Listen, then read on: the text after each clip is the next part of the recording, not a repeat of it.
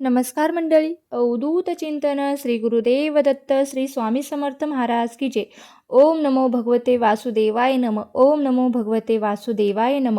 आज आपण पाहणार आहोत अधिक मास महात्म्यामधील अध्याय 20. अधिक मासामध्ये जर आपण अधिक मासाची पोथी पठण किंवा श्रवण केली तर आपल्या आयुष्यातील दुःख, दारिद्र्य, गरिबी ही दूर होत असते. तसेच अधिक मासाचे हे पुण्यफळ आपल्याला अधिक पटीने प्राप्त होत असते.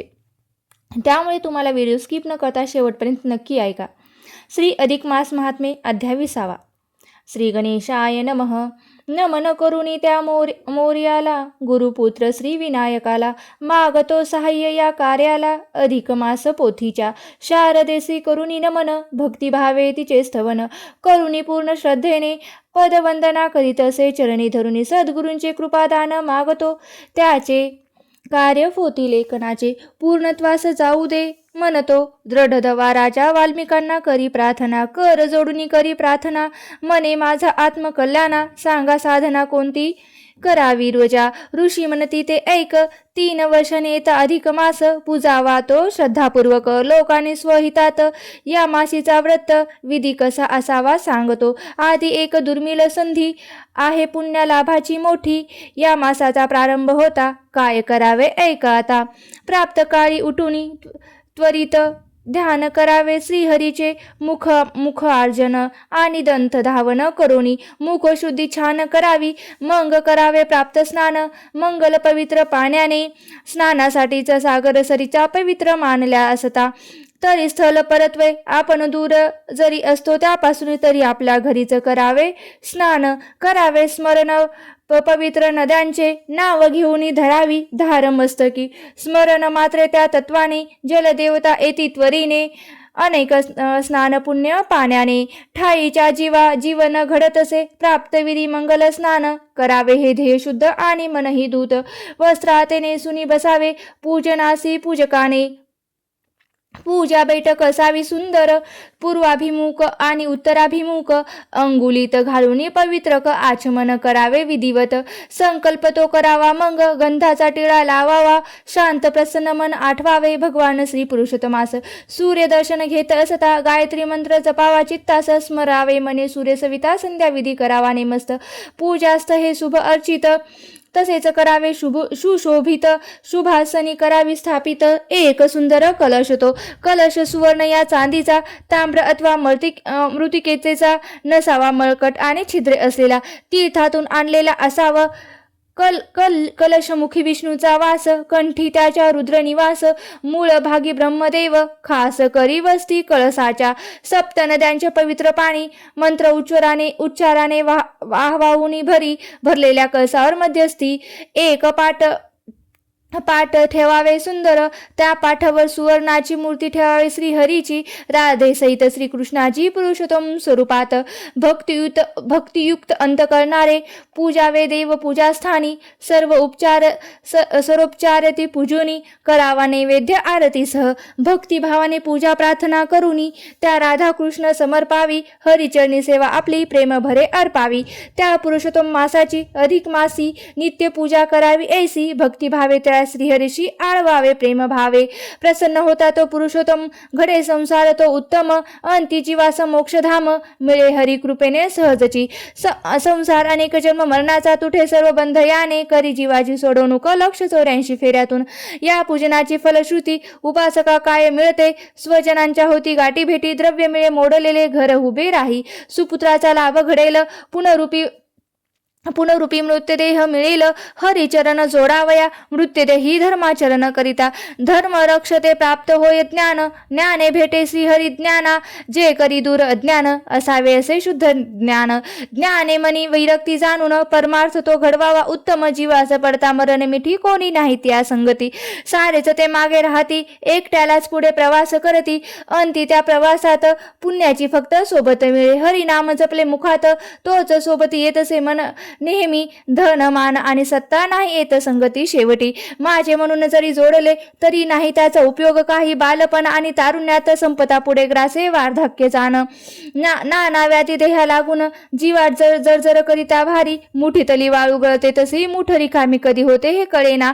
आयुष्य सरते तसेच काही सत्य जाणावे हेची म्हणा. काळ रूपे सरपे जिला धरले तो बेडूक जीवन रूपी जाणा. काळ मुखातून सुटला सांगा प्राणी तो कोण आहे जगी. जो जगी जन्मला तोने मृत्यूने ग्रासला. त्यातून नाही कोणी सुटला याचा विचार करावा मनी. एका त्या हरी वाचून अन्य कोणी रक्षण करता नाही आपला. धावून येई संकटी तोच विवेक हा राखावा मनी. म्हणून आठवावा श्रीहरी जो की दिनांचा कैवारी. तोच सोडवणूक करी बुद्ध आशा जीवाची. म्हणून चित्त हरिचरणी लावावे उपासनेच स्वधर्माच्या धरावे. आत्मउद्धर करणे चित्त लावावे त्या धर्माकडे. धन जरी गाठी होते सत्पात्रे सत्पात्रे शोधून दान करावे.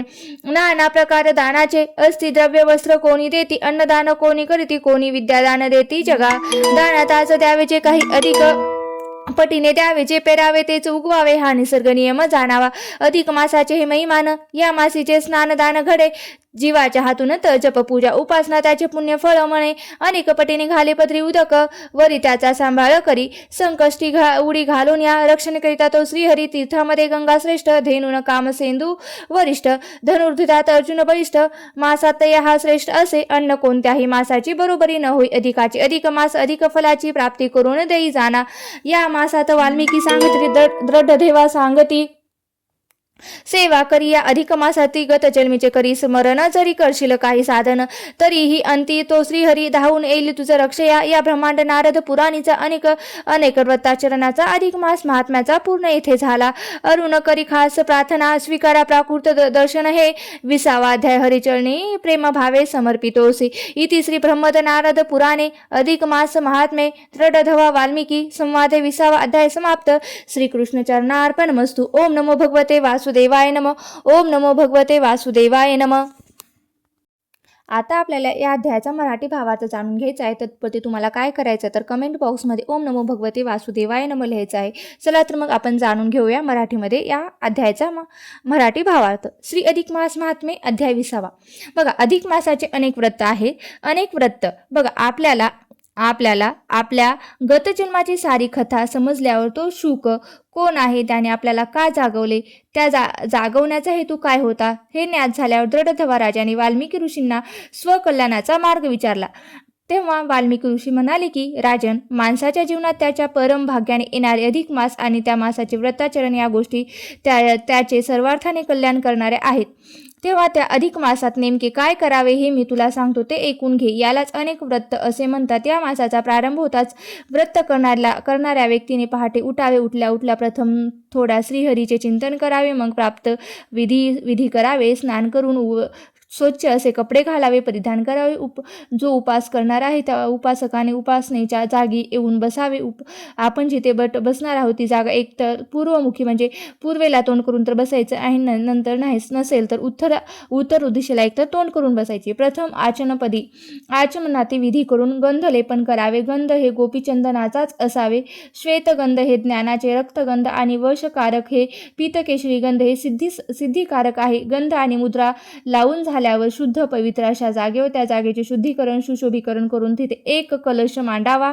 कलशाच्या पाण्यात सर्व पवित्र नद्यांचे हे जल भरावे आणि मंत्रपूर्वक ते आवाहित करावे आणि त्या तांब्यावर एक पात्र ठेवावे. त्या तांदळाचे आसन तयार करून त्यात श्रीकृष्णाची पुरुषोत्तम मासाची मूर्ती ठेवावी. भगवान पुरुषोत्तम हे त्या अधिक मासाचे स्वामी असल्याने त्यांचं ध्यान आव्हानापदी असावे. पूजन करावे. नैवेद्य आरती करावी. प्रार्थना करून देवाच्या नावाचा जप करावा. कृपादान मागावे. या मासात वरील प्रकारच्या नित्य पुरुषोत्तम पूजेबरोबर ज्याने आपल्या परीने यथाशक्ती दान धर्म करावा. या मासातील दानाचे पुण्य हे दान करत्यास अधिक पटीने लाभत असते. ज्यांना शक्य आहे त्यांनी उपवास करावा. विप्रांना भोजन द्यावे. दान दक्षिणा द्यावे. व्रताचरण करून अधिकाधिक पुण्यपत्री जोडावे.